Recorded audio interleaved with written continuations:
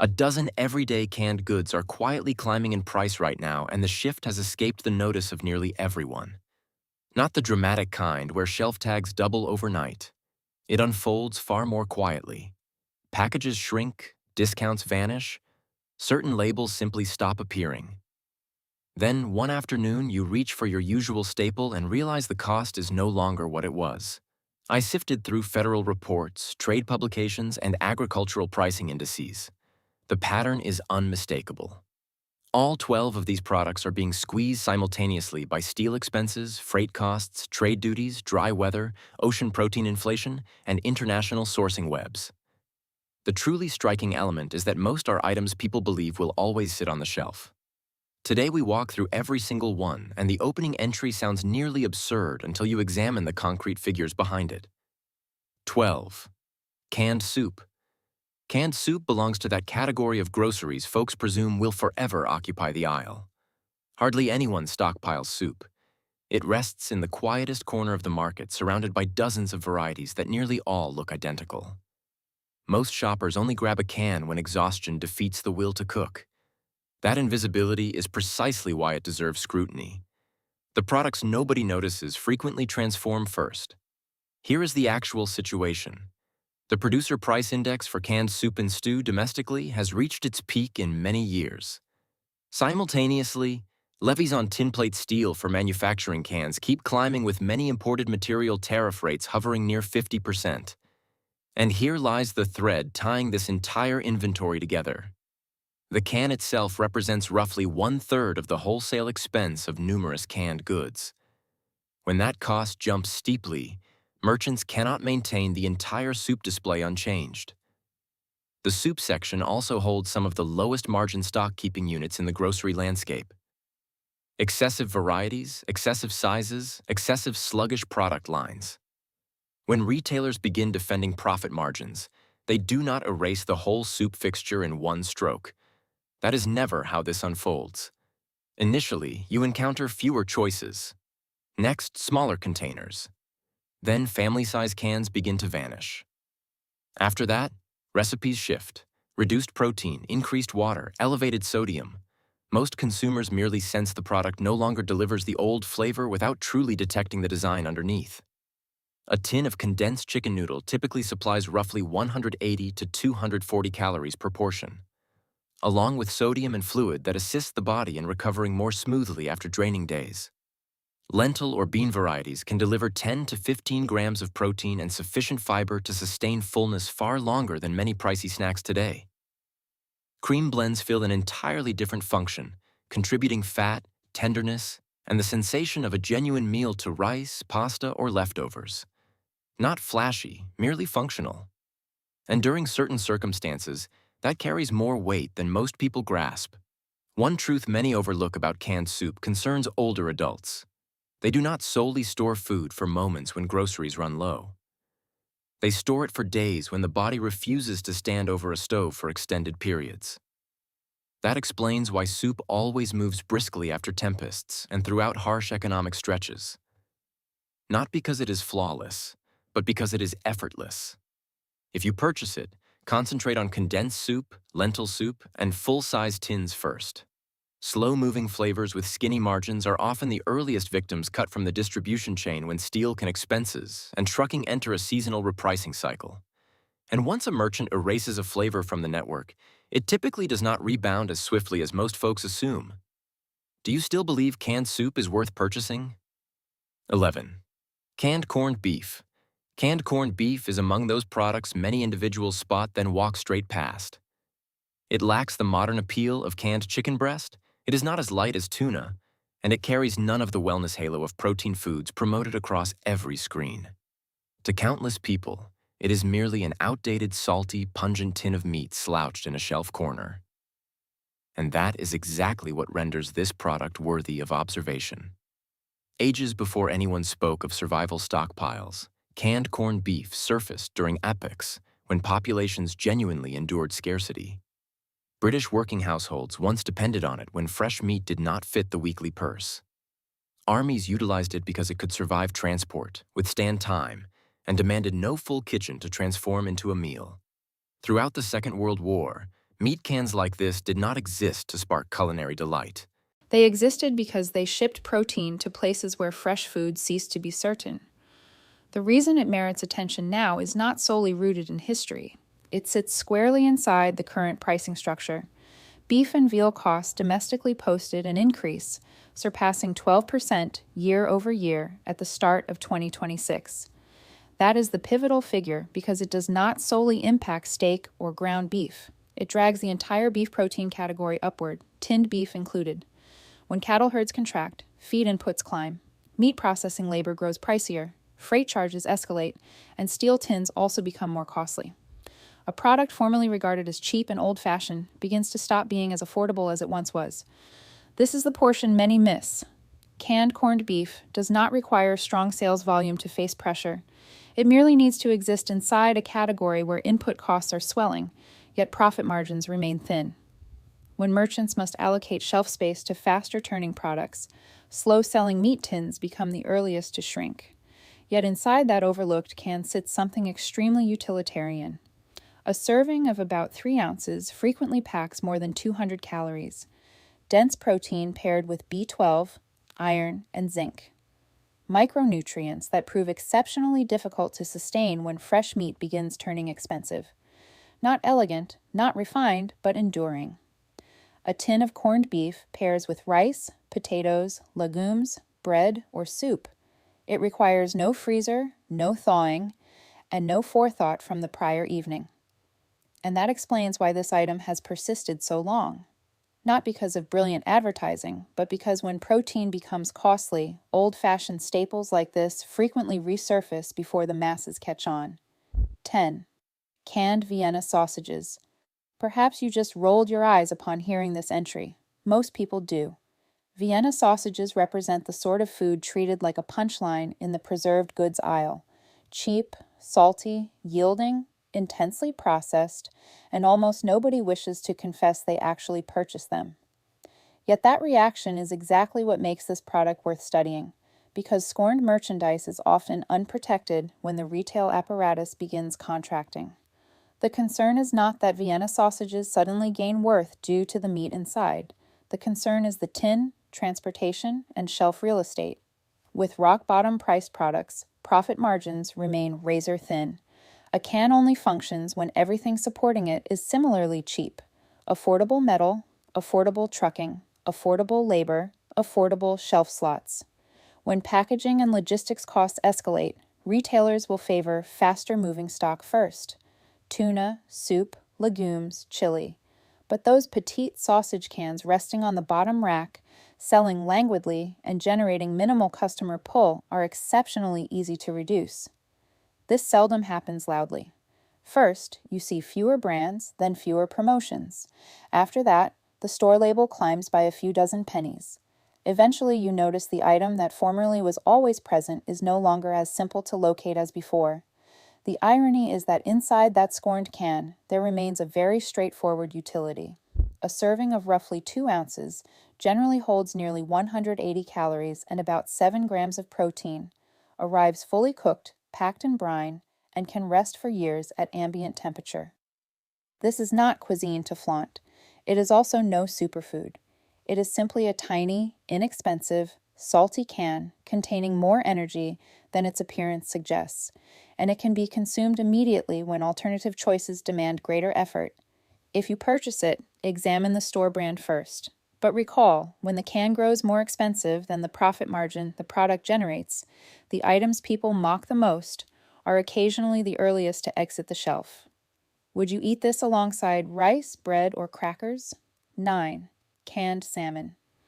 Canned salmon belongs to the category of provisions many people assume will perpetually exist. It is not a specialty product. It does not sit on the bottom rack like Vienna sausages. It has symbolized quality protein in the domestic pantry for generations. And that is precisely why most folks have failed to detect what is happening to it. Salmon is now being compressed from both flanks simultaneously. One flank is political, the other is the sea. Across recent years, Import duties, refrigerated transport expenses, and trade friction on global seafood sources have begun propelling salmon prices upward faster than most consumers perceive. Canada, Chile, and Norway remain key junctions in the worldwide salmon network, but that network is no longer as inexpensive as it once was.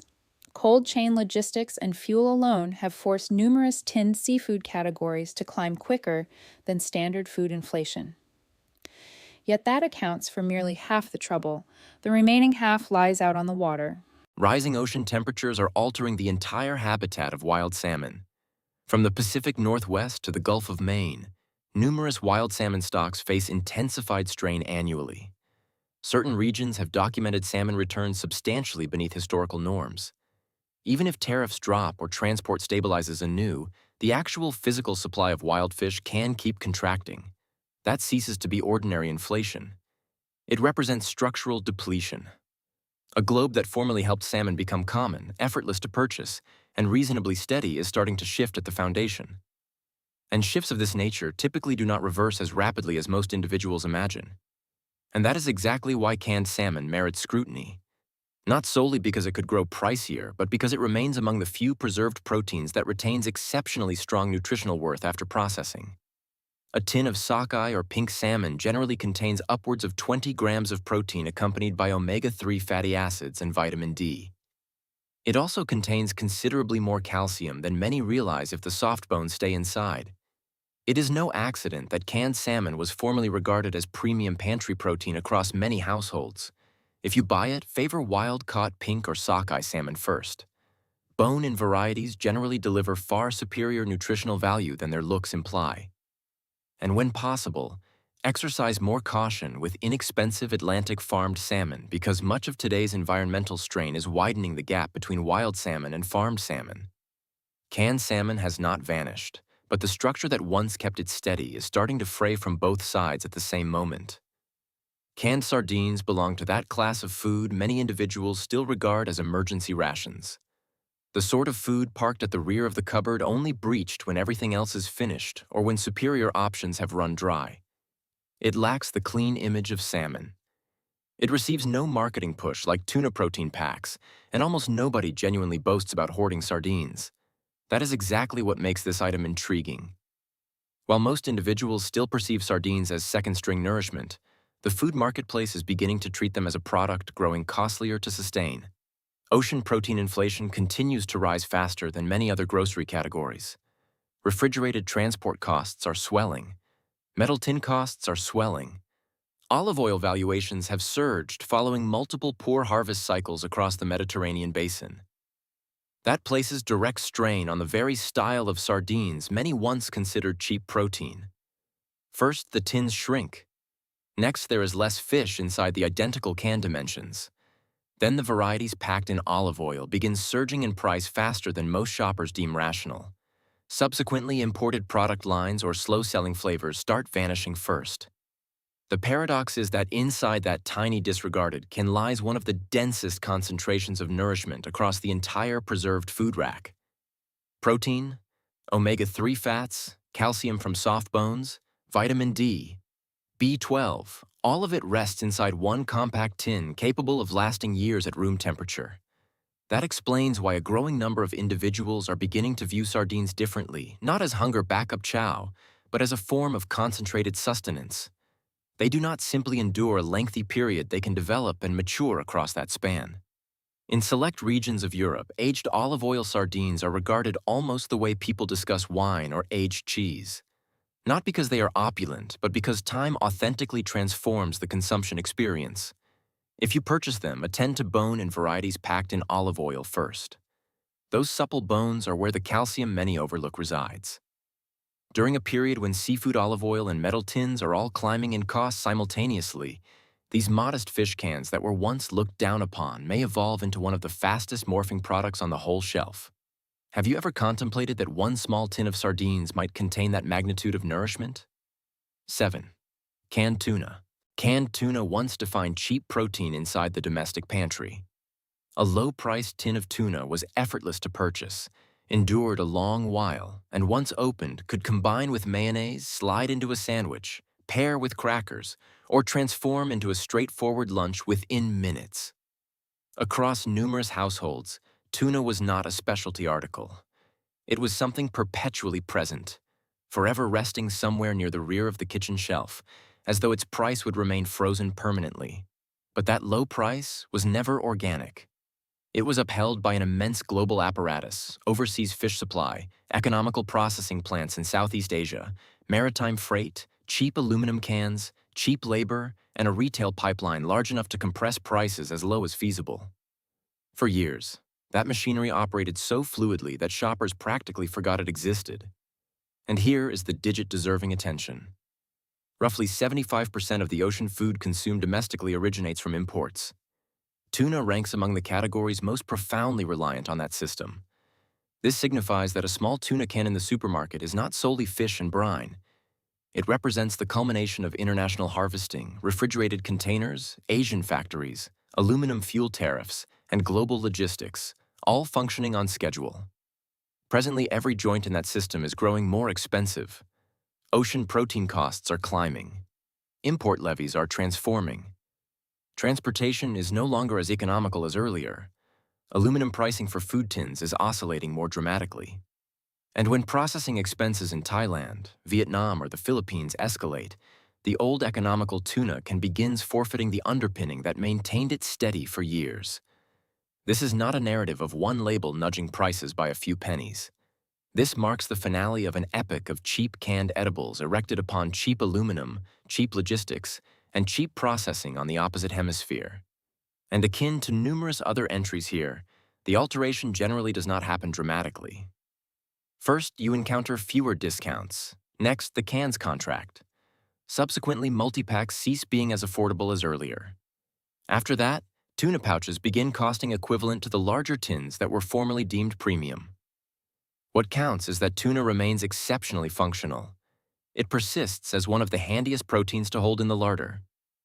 High in protein, demanding scant preparation, simple to combine, and requiring no cookery throughout a power failure, or when the body feels too drained to stand at the stove. If storing it for extended periods, water-packed tuna generally proves the steadier and more adaptable selection because it assimilates more readily into numerous dishes and forfeits less quality across time. Tuna pouches offer convenience, but for a long-duration larder, metal cans remain substantially more dependable. If you locate a solid price, purchase by the case rather than single tins. Inscribe the purchase date directly onto the lid and rotate the older cans outward first. It sounds elementary, yet with tuna, those minor routines are precisely what decide whether you are stockpiling intelligently or just stacking metal inside the kitchen cupboard. Canned tuna has not surrendered its worth, but the era of viewing it as the automatic cheap protein may be drawing to a close faster than most individuals perceive. 6. Canned chickpeas. Chickpeas formerly ranked among the most disregarded articles on the shelf.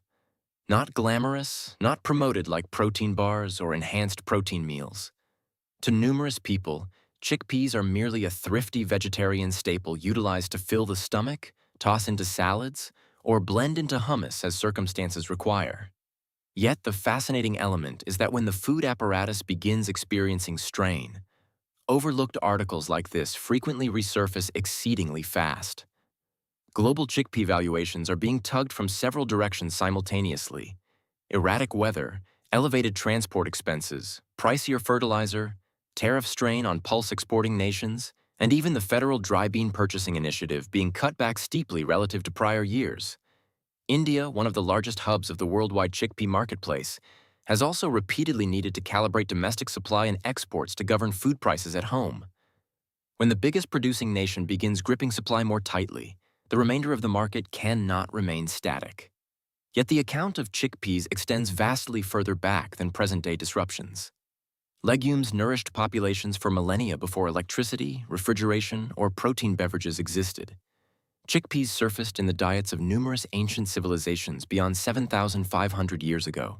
They were not fashionable but dependable. Simple to cultivate, simple to store, abundant in energy, rich in fiber, and sturdy enough to form a dietary base for whole communities for long stretches. When meat, fish, and dairy grow more expensive, the old role of pulses returns. A tin of chickpeas does not feel as forceful as a tin of flesh, yet it can do what many costlier foods cannot. It lengthens a meal. You can eat them cold, mash them into hummus, stir them into soup, blend them with rice, toss them in salad, or roast them until crunchy. Chickpeas do not try to be clever. They are quietly serviceable. One detail few people use correctly concerns the liquid inside the can. Do not discard that fluid too quickly. It is called aquafaba. Aquafaba can substitute for eggs in many cooking and baking uses. What used to be wastewater becomes a remarkably useful kitchen tool as egg prices and grocery costs fluctuate. Chickpeas are not the kind of food that makes you excited to buy them. But over thousands of years, enduring food systems were built on steady, simple staples rather than excitement. Have you ever used aquafaba instead of eggs? Canned coconut milk is often seen only as a curry ingredient rather than a preparedness food. When cooking oil becomes more costly and pantry meals grow dry, fat stops being minor and becomes a key energy source. A 13.5-ounce can of full-fat coconut milk can contain 600 to 700 calories, which matters for making rice or soup more energy-dense. The MCT fats in coconut milk help create a steadier sense of satiety than many realize. Coconut milk also makes pantry meals feel less dry and more comforting after weeks of preserved foods. However, canned coconut milk supply relies on Southeast Asia, so prices and availability can change with freight and tariffs. If you stockpile, choose full-fat coconut milk in metal cans rather than the light version or carton types diluted for coffee. Coconut milk does not attract much attention, but its texture-restoring qualities can keep people steady the longest. Unsweetened evaporated milk is often thought of as a relic of old recipes kept in a grandmother's cabinet. It lacks the image of survival food, and that is why many underestimate its role. Evaporated milk faces pressure from two sides: rising dairy costs and supply issues with tins. Shelf-stable goods like evaporated milk also depend on processing, condensation, and canning. That means not only is the ingredient itself getting pricier, the metal can enclosing it is less economical than before. The irony is that old-fashioned items like this are often far more useful than they appear. A tin of evaporated milk can enrich morning coffee, heated soup, mashed potatoes, casserole, pasta sauce, or baking. It adds richness, silkiness, and a fuller mouthfeel to pantry meals that can otherwise become dry and dull over time. That explains why this item showed up so often in Depression-era kitchens. Not because it was luxurious, because it was utilitarian. One crucial nuance many people still confuse deserves highlighting. Evaporated milk is not condensed milk. Condensed milk contains a lot of sugar and suits desserts more appropriately. Evaporated milk is unsweetened, making it much more versatile for everyday cooking.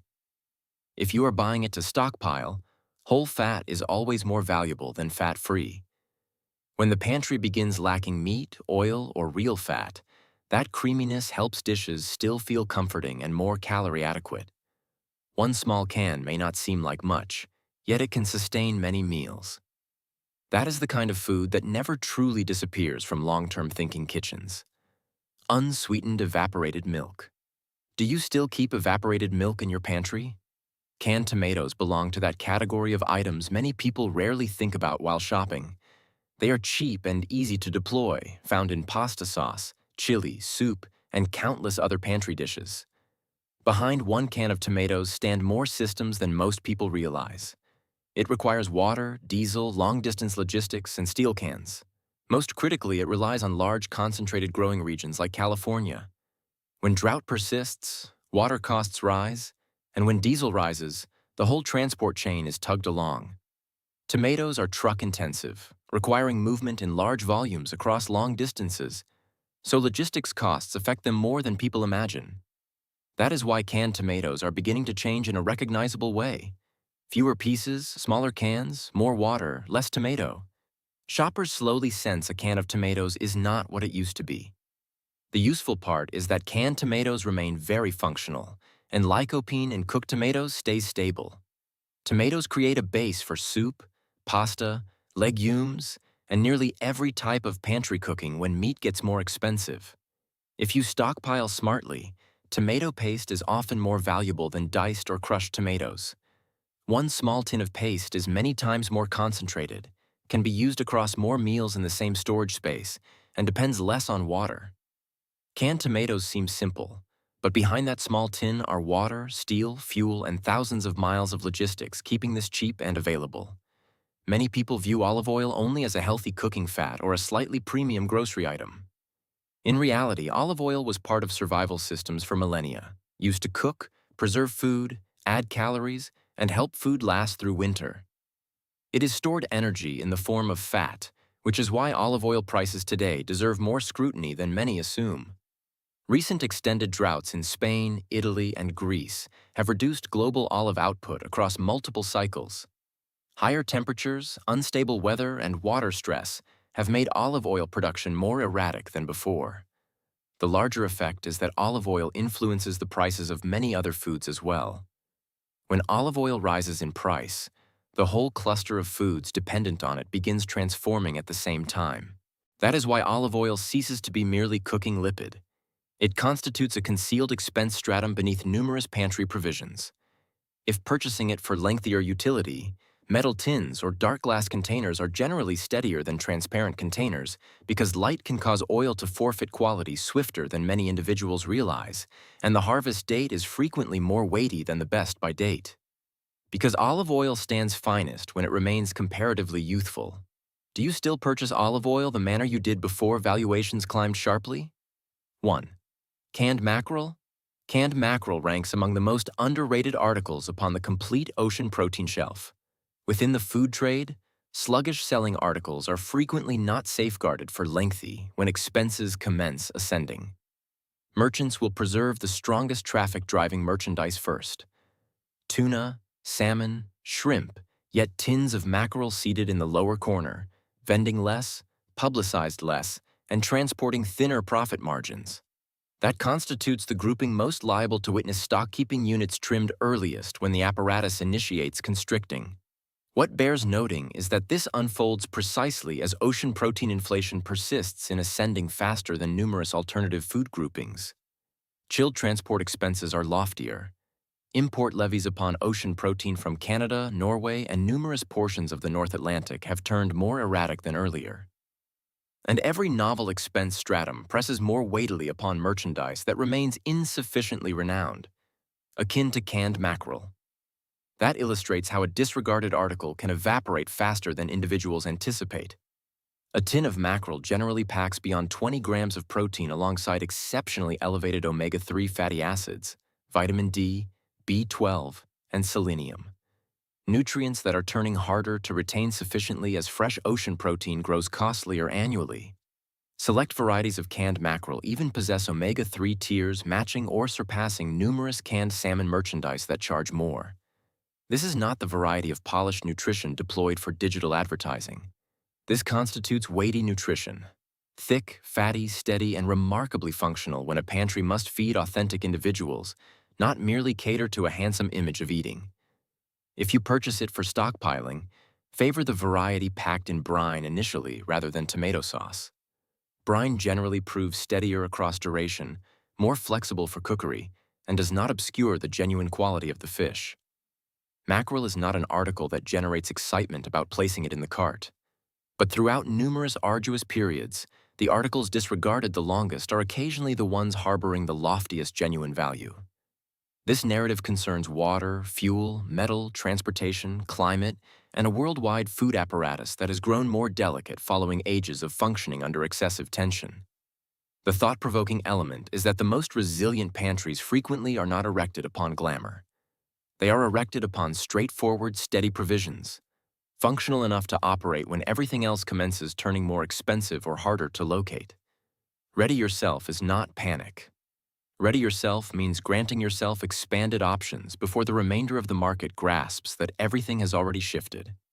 If you found this breakdown useful, please like this video and subscribe to my channel for more practical food insights.